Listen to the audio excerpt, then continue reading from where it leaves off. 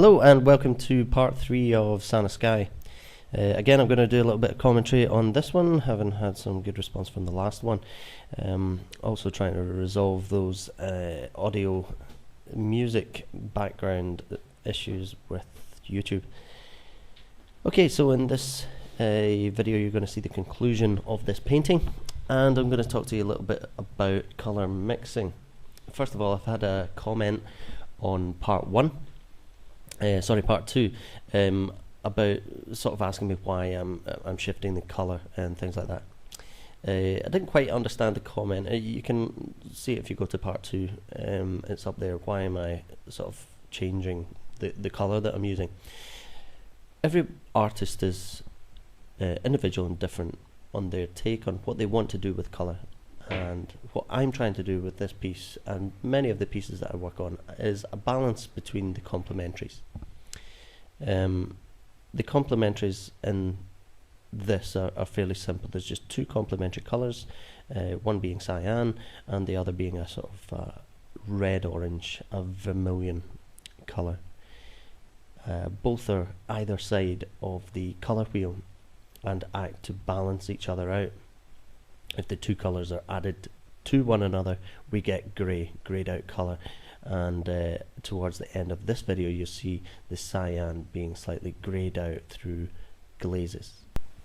The concept is that there's less vermilion than cyan, so the vermilion becomes more saturated and the cyan gets taken down and is less saturated, more greyed out, and this creates a balance, because the intensity of the vermilion balances the greater area covered by the cyan. Now that's just one part of the major part that I'm using in colour here is these complementaries, but everything needs to be assessed. The tip that I want to reveal in this video is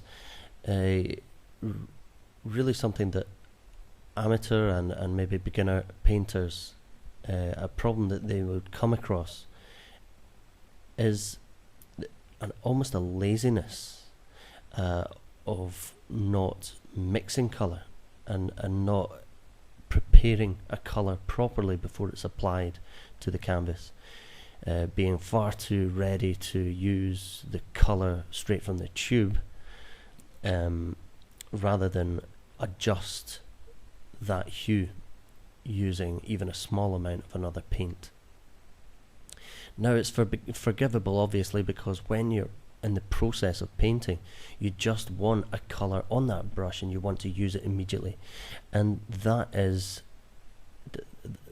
great to do that, because you keep the energy in the painting and you keep your interest in it, and it's very difficult to draw your attention away from the painting to mix colour for any length of time. And if you ever come into that sort of problem, if you would call it a problem, the solution to it would be that you should try just mixing the colour, all colour that you expect to use, before you start painting. Or attempt to mix a lot of those colours, and so that you're not wasting time when you're painting, mixing the colour, and you don't get impatient when you're painting, when you're mixing the colour. And by that I mean, to keep a really good colour interest and a real in-depth look at ranges of colour, we need to then mix strings of colour, they're called, and there would be derivatives of a colour, so that when you're using cyan you're not just boring the viewer senseless with the same hue of cyan constantly. It's adjusting very, very subtly from a slightly blue cyan to a slightly green cyan, and this is all adaptable through the use of glazing and through the clever use of colour with your ground. Okay, it's maybe an idea to have a look at a video I did, uploaded around April, possibly March, April 2012, and it's called 4 Minute Sky. I paint the sky in that video in 4 minutes, and I'm able to do that because I have pre-mixed the colour.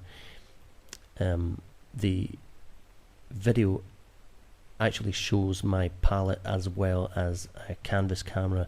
It's videoed in 2 cameras so that you have palette cam, and you can really see the colour being lifted and used. I'm not being impatient and not mixing the colour properly because I've done it all before the painting starts. Okay, I'm just coming to the conclusion of this painting here, so I hope you enjoyed the demo and also the commentary. The painting here is shown in its frame, and because of the angle that it's seen at, you can really appreciate some of the surface texture that's involved in some of the palette knife work and some of that sort of impasto medium and cold wax medium thick paint that's involved in the kind of finish of this painting. Thanks a lot. Tune in for the next one. You can follow me on Facebook and Twitter.